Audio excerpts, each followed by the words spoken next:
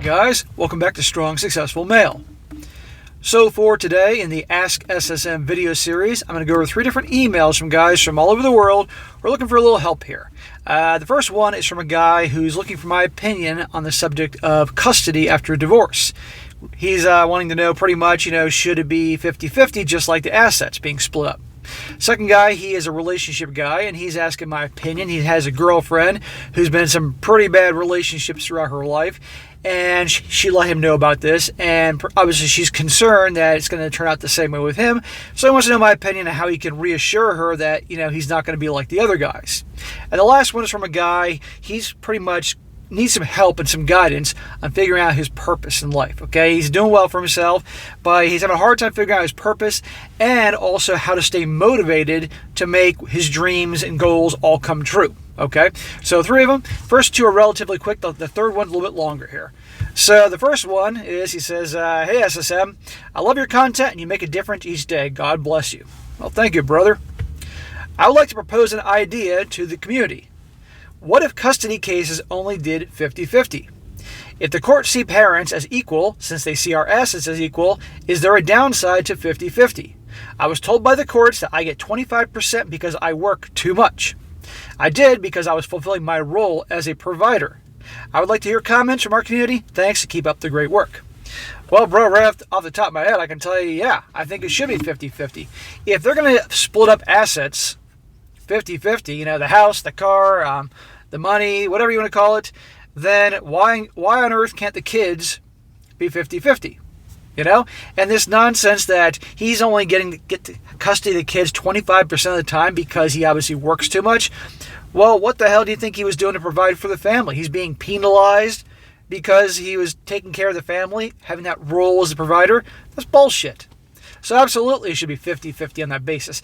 And however, if it turns out that, for instance, in this situation, let's just say the wife was a wacko, then the guy should get 100% custody. But just he gets 25%, and he's being penalized because he was the one being the provider. That is total bullshit.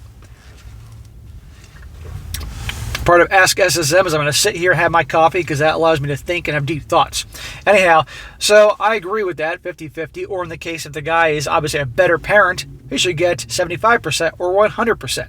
Now, certainly if both parents, in my opinion, are good people, they just didn't work out as a couple, then the kids obviously need both the male and female influence in their lives, especially the boy needs the father's influence in his life. And if he has a son, 25% ain't going to cut it. He needs more of his dad in his life, believe me. And you know what? Also the daughter does too, and hopefully to show a strong alpha presence instead of being surrounded by all this feminine energy all the time. So absolutely, it should be 50-50 on that basis if you're going to split up the assets. But here's an example, guys, of how men get raked over the coals in the family courts. It's total BS. Okay, email number 2. This guy says, hi SSM, I got a question for you. My girlfriend and I have been dating a while, and yesterday night she told me that she is afraid I might do things to her that I would never do, and to elaborate that, she has been abused by a-holes in the past. How do I prove to her or say to her or to make her realize I would never do that to her in any way? Any advice you can give?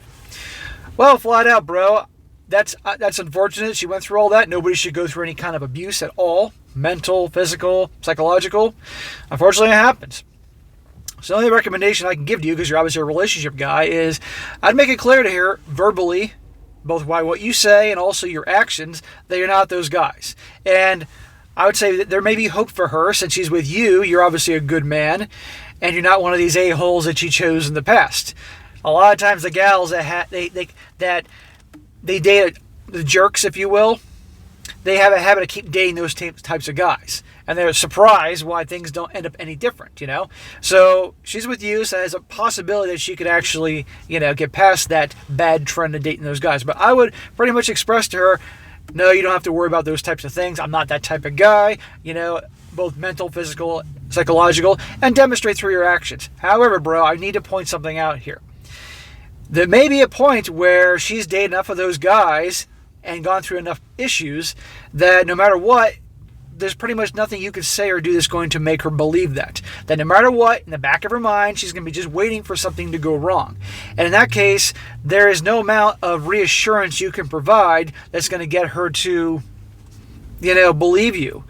So she's always going to be doubtful and obviously testing and all that, and you don't need that. So I guess my advice to you is obviously say what you got to say to make her realize you're not one of those guys. You're there for her, and you're not going to treat her like crap, any of that stuff like that, and demonstrate it through your actions. But if it's at a point that you have to constantly tell her over and over and over again to the point that it's a giant pain in the ass, and that's pretty much your whole relationship, you having to constantly express this to her, both through your words and actions, it gets to be too much, then there's a point that maybe, unfortunately, the damage is done and you're not going to be able to do anything. Because at the end of the day, bro, you got to take care of yourself, okay? I don't promote being a white knight here or the Captain Saver, you know what, and I'm not saying that she's that, but I am saying that she's had some very bad experiences. So just do what you got to do, say what you got to say, and then be there for her. But if it gets to the point that she just cannot accept that, the damage is done and it's causing issues, then you got to move on. But I give it a shot, definitely, and then just,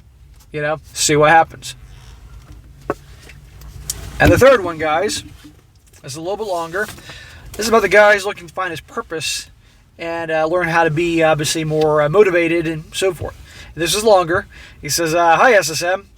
I'm a huge fan of your channel, as it has helped me realize how much of a B-pill dork I was in high school and in college, and simping for the women.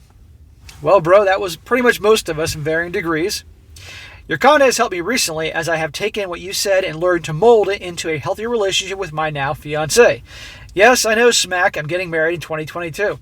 Smack. Well, bro, I wish you the best of luck. I really hope that you've been with her for a long time, and you have seen all the different things that life can throw at us and see how she reacts. I hope that I hope you've established good communication skills with her. If there's an issue, that you can talk to her and she'll talk to you, and instead of being passive aggressive or just being quiet and just ignoring problems. I hope that both of you see eye to eye when it comes to money and spending. I hope you certainly, if you're going to marry her, are aware of any kind of debt she may have, that she's not secretly hiding giant credit card bills or any other things like that. I hope you've met her family. I hope that you like her family and see there's a good dynamic with her parents, because if there's a whole bunch of turmoil and drama with her parents, or she doesn't get along with them, she's fighting and carrying on, that's not going to go well for you. That's going to be your family, mark my words. So I hope all those things, all those I's are dotted and all those T's are crossed for you to proceed with marriage. But I would proceed with caution. I recommend getting a prenup. Both of you a prenup, and that way it's perfectly understood. I recommend that you have, right now, and especially when you're married, you have your personal account where your paychecks go into, and she has her account in her name that her paychecks go to, and you have one joint account that you both contribute to pay for the mutual bills, like the electric bill, the mortgage, or the rent, or the cable bill, something like that. Keep your money in your thing and credit cards in your name, and she has hers in her name. These are little things I want you to do just to ensure things go well. And obviously keep if she's obviously worth it and she's cool and all that, which I assume she is if you're going to marry her after watching my channel, that you, obviously the second you put a ring on her finger, you still take care of yourself. Okay, keep yourself healthy and in shape. You still take her out and do things. Okay, you don't want to just, I got a ring on her finger, so I don't ever have to take her out anymore, because that's not going to go well for you. So just a few tips. I wish you luck. Now, I know you guys are like, shut up, SSM, get to the point. Well, I'm helping this dude. This is what this is all about. So he says, however, I'm faced with a different and difficult problem that I'm hoping you can get your experience on. He says, so I'm a 27-year-old male who has spent a lot of time not being a particularly productive person. I currently have no goals, drive, or ambition to accomplish anything even close to a purpose, as I tend to spend a lot of time playing video games, playing board games with my friends, and watching TV and YouTube. He says, ironic, I know. I also have a severe problem when it comes to self-control and self-regulation. Well, my friend, at 27 years old, you best get better at self-control and self-regulation. That's going to cause problems with your marriage, okay?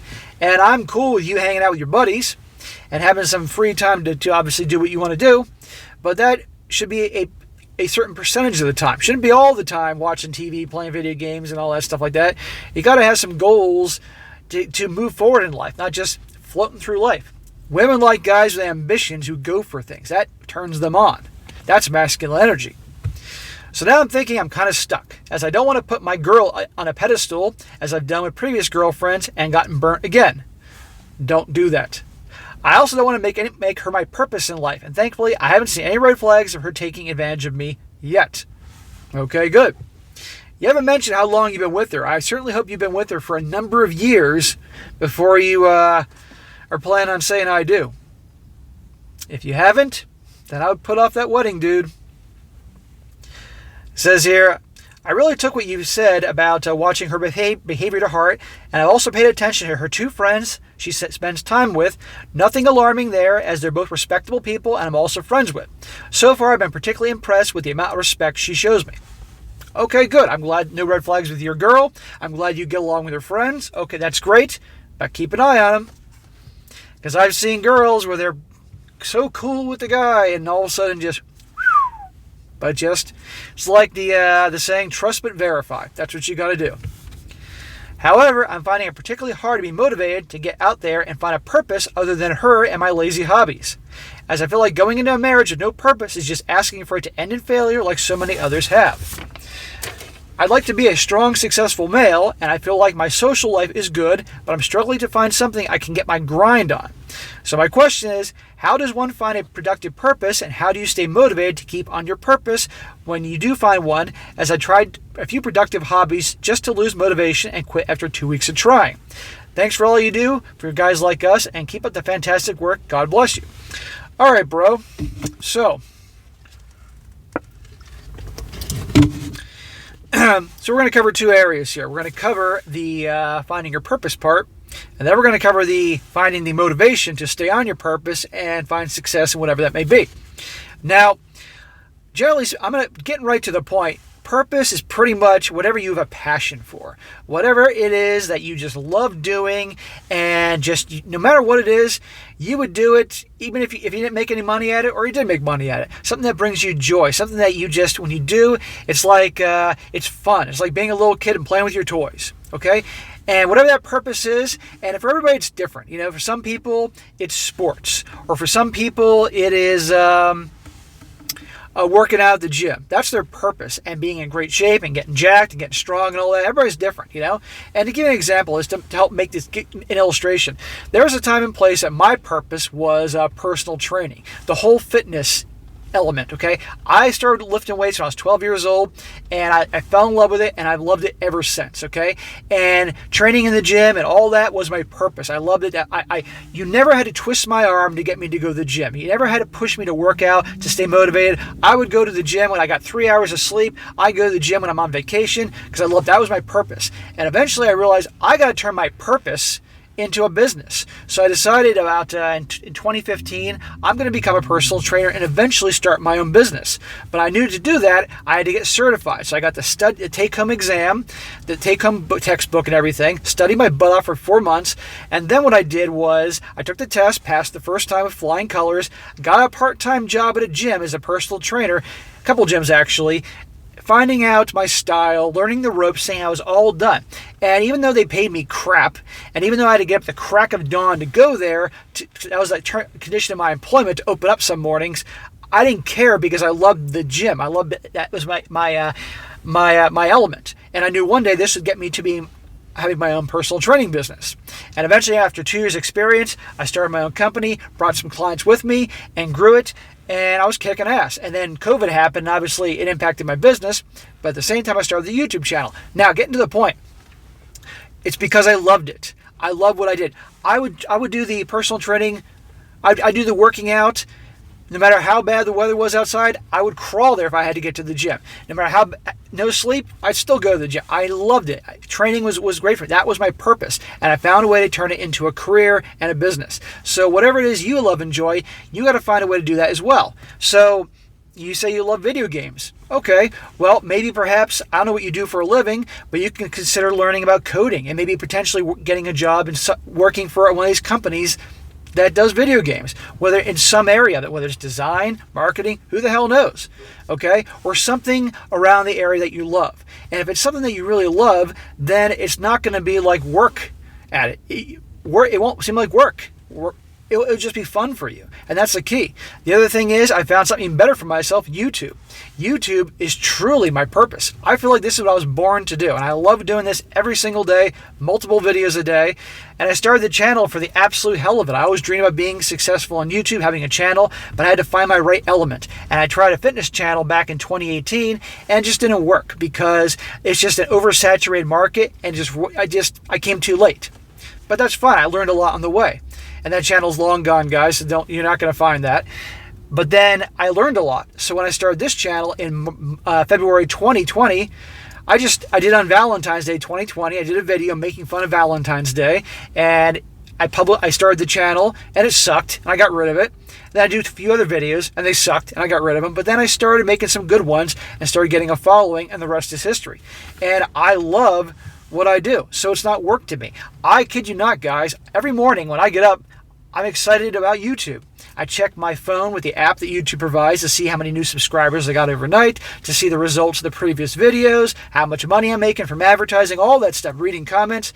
I love it. And when I go to bed at night, I think about it before I go to sleep.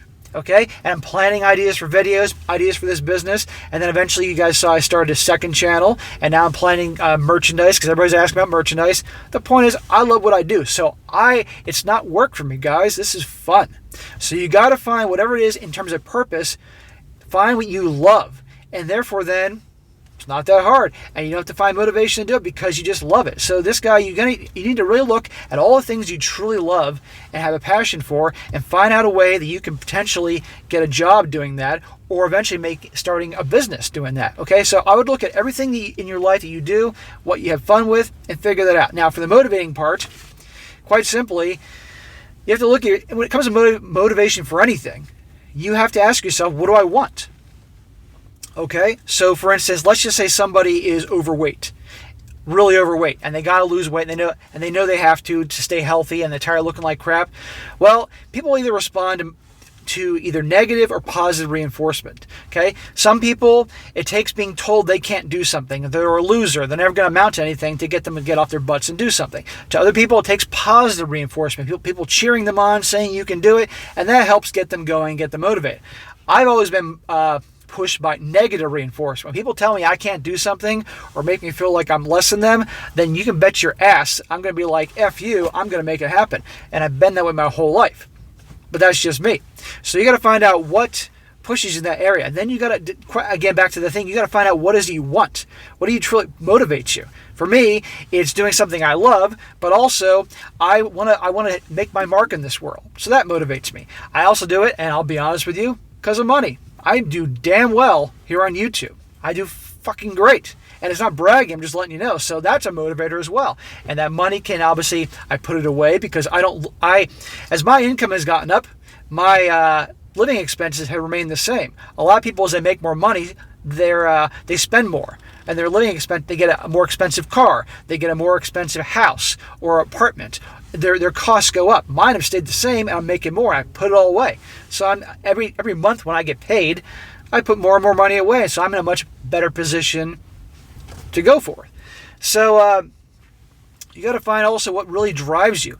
And also in terms of motivation, it comes down to just simply getting off your butt. You can't be lazy. The problem is we're in a society right now, an instant gratification society, that people are so used to being able to literally get anything they want by a click of a button. There's a time and place you actually had to get up off the couch to change the channel on the TV. There's a time and place if you want to watch a movie, you had to get in your car and drive somewhere to a movie store like Blockbuster, look around for a movie. If it was there, take it, come back home and watch the movie. Now you just click a button on Netflix and watch it right there. You know, there was a time and place if you wanted McDonald's, you would have to get in the car and go to McDonald's. But now you could, I guess, on an app with DoorDash, whatever the hell it is, or whatever it is, and they can come bring it to you. You see what I'm talking about? Instant gratification society.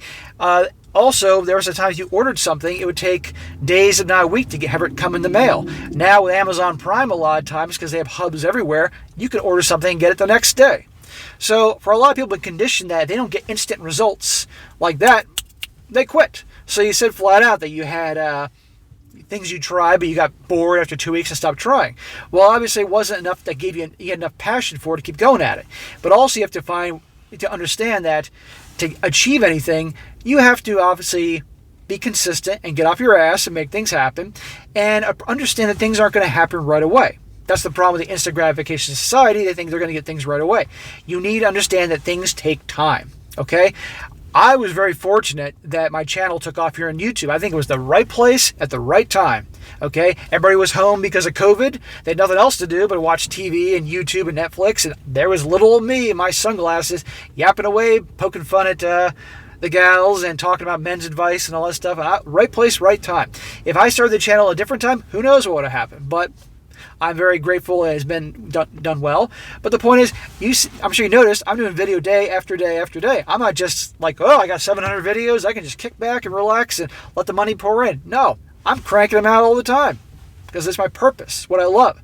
And so if you're trying to achieve something, understand it's going to take time, guys. And I'd recommend whatever your goal is, a massive goal, break it down to small goals and easily attainable goals that you can achieve a little something every day. And put your goals on the fridge, a big chart on the fridge of what your goal may be, or anywhere you can see it. And every day, do a little something to push you in the direction of achieving your goal.